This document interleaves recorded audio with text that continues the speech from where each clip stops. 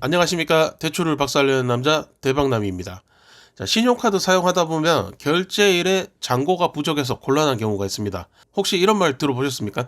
5일까지는 연체해도 문제가 없다. 네, 맞는 말입니다. 그런데 이 부분도 주의하셔야 될 부분이 있기 때문에 알려드릴게요. 5일 연체까지 날짜 계산하는 방법하고 연체 시 해결할 수 있는 방법, 그리고 카드론하고 서비스는 계산 방법이 다른 것에 대해서 알려드리겠습니다. 자, 우선 결제일부터 5일 계산하는 방법은 달력에서 까만색 날짜를 기준으로 하시면 됩니다. 토요일, 일요일, 공휴일을 제외한 나머지 날짜가 카드사의 영업일에 해당합니다. 그 날짜를 기준으로 5일을 체크하시면 돼요. 내 결제일이 1일인데 그날이 토요일, 공휴일이라고 한다면 그날이 끝난 다음 날이 첫 영업일이 됩니다.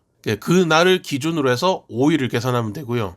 내가 내야 되는 결제일을 하루로 쳐야 되고요. 그날부터 5일 동안 괜찮다는 겁니다. 그 5일의 유예 기간 동안 해결책을 못 찾으면 연체자로 등록이 됩니다. 연체 중인 상황에서는 금융기관을 통한 대출이 제한되는 게 아니라 아예 불가가 됩니다. 연체자는 대출이 아예 안 됩니다.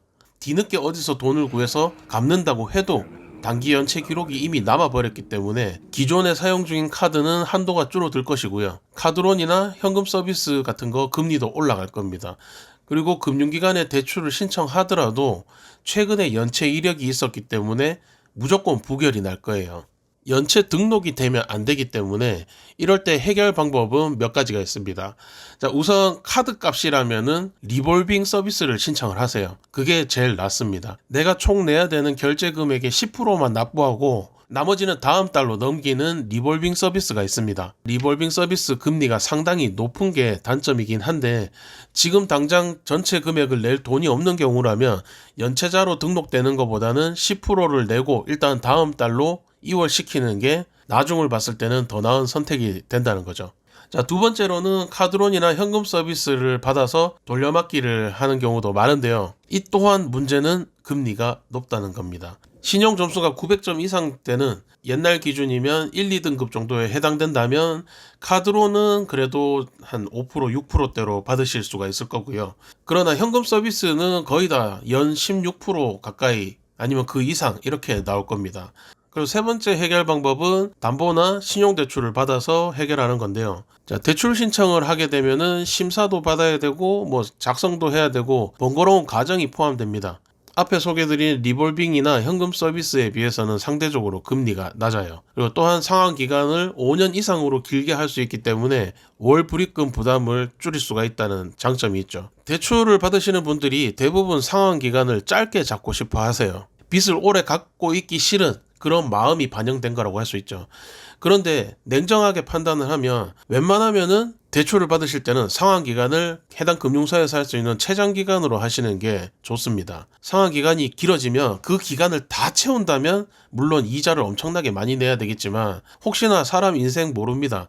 어떤 일이 생길지 모르기 때문에 상환 기간을 길게 해놓으시고 월불입금을 낮춰놓으시면은 만약에 변수가 발생하더라도 내가 벌어들이는 소득에서 감당이 되는 거죠. 자, 그리고 뭐 혹시 보험을 가입 많이 하신 분들이 계신다면은 보험사를 통한 약관 대출이 있습니다. 이때까지 제가 앞에서 소개해드린 모든 대출보다는 금리가 가장 낮게 나올 겁니다. 그런데 내가 납입한 보험료가 어느 정도가 되는지에 따라 한도가 달라지기 때문에 사회초년생인 경우에는 납입한 보험료가 얼마 안 돼서 약관 대출을 이용하기는 좀 어렵지 않나 생각합니다.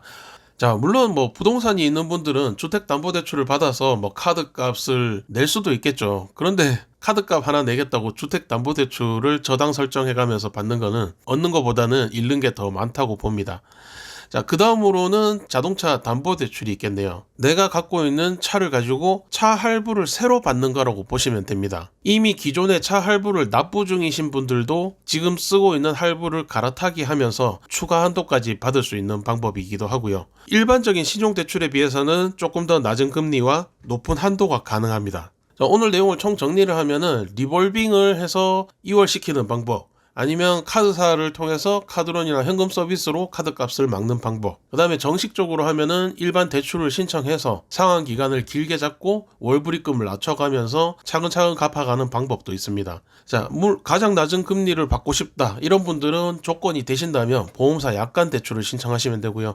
그리고 주택담보대출은 이거는 뭐 얻는 것보다 잃는 게 많아서 맞지 않는 방법인 것 같고, 차량이 있는 분들은 차량담보대출을 신청하시는 게 가장 높은 한도와 낮은 금리를 받을 수 있는 방법이지 않을까 봅니다. 자, 어쨌든 제일 중요한 거는 어떤 방법을 사용하시던 간에 연체자 등록이 되지 않는 게 가장 중요합니다. 이 신용점수 관리해서 뭐 이거 어디 써먹겠냐 이런 생각을 하실 수도 있지만 언젠가 이게 내 발목을 잡는 날도 있습니다. 다음 영상에서는 단기, 장기 연체가 발생했을 때 일어나는 불이익이 어떤 게 있는지 안내드리겠습니다. 감사합니다.